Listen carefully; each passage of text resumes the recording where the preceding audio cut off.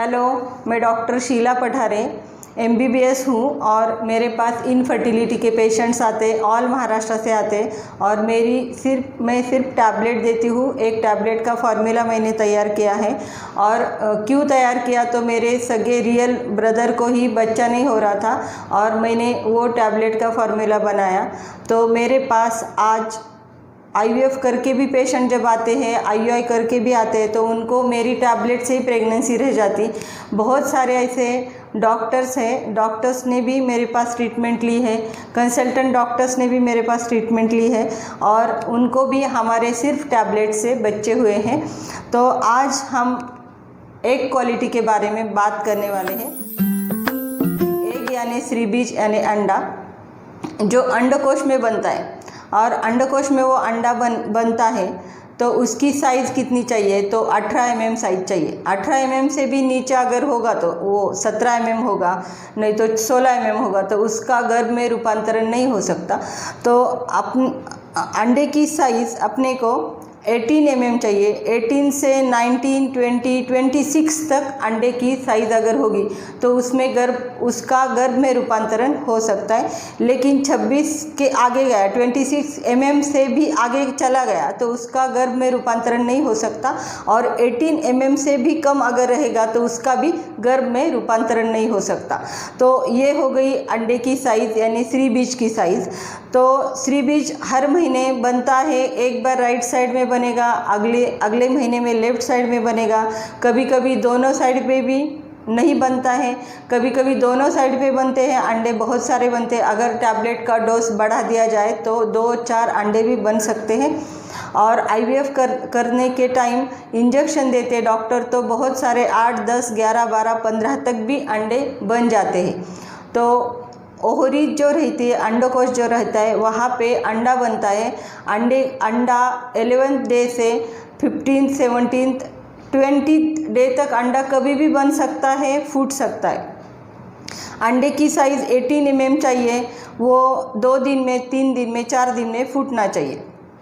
26 के आगे जाने के बाद अगर अंडा फूट गया तो उसका गर्भ में रूपांतरण नहीं होगा।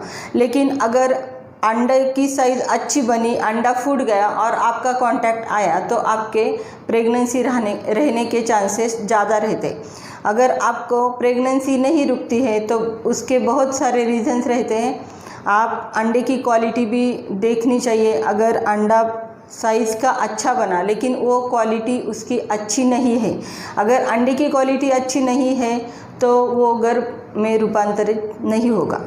तो अंडे की क्वालिटी किस चीज़ से बनती है तो देखो, ये अंडा अगर अच्छे क्वालिटी का है और ये ख़राब क्वालिटी का अंडा है तो जो अच्छे क्वालिटी का अंडा है उसमें उसका न्यूट्रिशन अच्छा हुआ होता है। उसको न्यूट्रिशन होने के लिए उसको विटामिन्स लगते हैं और विटामिन्स चाहिए। और जो टॉक्सिन्स है बॉडी के अंदर, ब्लड के अंदर टॉक्सिन लेवल अगर कम होगी उसी का अंडा अच्छा बनेगा। और जो अंडे की ख़राब क्वालिटी है, अगर ख़राब क्वालिटी का ये अंडा है तो उसमें टॉक्सिन्स ज़्यादा है, उसमें विटामिन्स कम है, उसका न्यूट्रिशन कम हो चुका है, उसका पोषण कम हो चुका है, विटामिन्स उसको कम मिले हैं तो अंडा ख़राब क्वालिटी का बन जाएगा। तो अंडा अच्छे क्वालिटी का बनने के लिए भी दवाइयाँ आती है, टैबलेट्स आती है, आप वो टैबलेट ले सकते हैं। और अंडा अच्छे क्वालिटी का अगर बन जाता है, अंडे की साइज़ भी प्रॉपर है तो अंडा टाइम पे भी फूटना चाहिए। अगर टाइम पे फूट गया तो वो बच्चेदानी में आने के बाद चिपकना भी चाहिए, यानी इम्प्लांट होना चाहिए। अगर हम बीज ज़मीन में, मिट्टी में बो देते तो उसका पौधा बन जाता है। अगर पौधा नहीं बना, सिर्फ बीज मिट्टी में बोने से कुछ फ़ायदा नहीं, क्योंकि उसका बच्चा भी बनना चाहिए, वो बढ़ना भी चाहिए। और वो सिंगल सेल एम्ब्रियो रहता है, एक पेशी का गर्भ रहता है वो, तो एक पेशी से ज़्यादा पेशियाँ बन जाती है, बढ़ते बढ़ते उसका बच्चा बन जाता है। अगर वो बढ़ा ही नहीं, बढ़ने के लिए भी उसको क्या क्या चाहिए वो भी देखना पड़ता है। बच्चा अगर बच्चेदानी में आ गया, गर्भाशय में आ गया और वो एंडोमेट्रियम जो लाइनिंग रहती है वो लाइनिंग भी हमको ट्रिपल लाइन चाहिए, यानी 3 लेयर की लाइनिंग चाहिए। अगर ट्रिपल लाइनिंग चाहिए, एंडोमेट्रियम ट्रिपल लाइन अगर चाहिए तो वहाँ पे ही वो गर्भ इम्प्लांट होगा यानी चिपक जाएगा और फिर उसके बाद माँ का खून लेके बच्चा बढ़ना स्टार्ट हो जाएगा। लेकिन अगर आपका अंडा भी अच्छा बन रहा है, फूट भी रहा है, आपने कांटेक्ट भी बराबर रखे हैं और फिर भी प्रेगनेंसी क्यों नहीं रुकती, वो देखने के लिए आपको ट्यूब भी ओपन है क्या वो भी देखना पड़ेगा। ट्यूब ओपन है क्या उसके लिए HSG टेस्ट करनी चाहिए।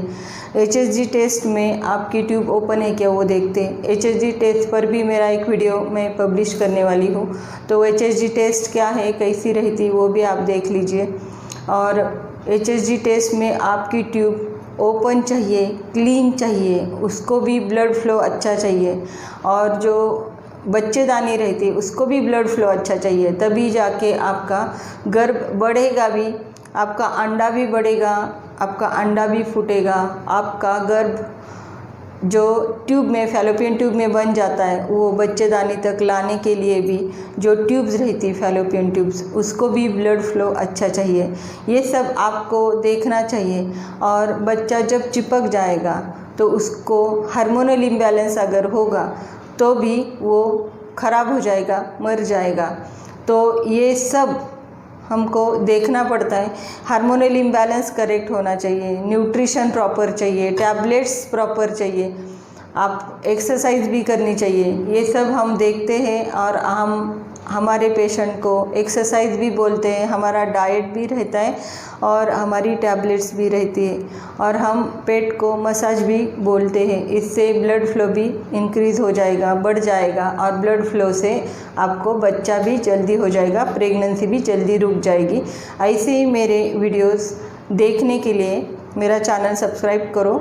मेरा वीडियो अगर पसंद आया तो लाइक करो, कमेंट करो और शेयर करो।